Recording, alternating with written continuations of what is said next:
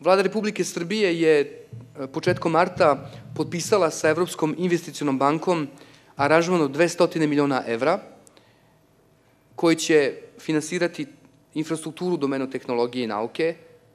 Upravo je Upravni odbor Banke za razvoj Saveta Evrope odobrio 35 miliona evra dodatno za tu temu.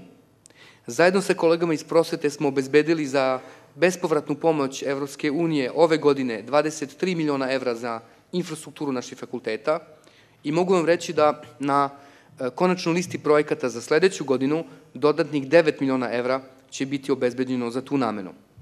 Sve u svemu, kada sagledamo ove cifre, mi nismo više daleko od 300 miliona evra već obezbeđenih, ugovorenih za naučnu i tehnološku infrastrukturu Republike Srbije od ovih 400 miliona evra koje ciljamo. I ono što istovremeno ohrabruje, to je da naučna zajednica ocenjuje sa skoro dvotrećinskom većinom da naznačeni projekti u tom domenu su dobro odabrani.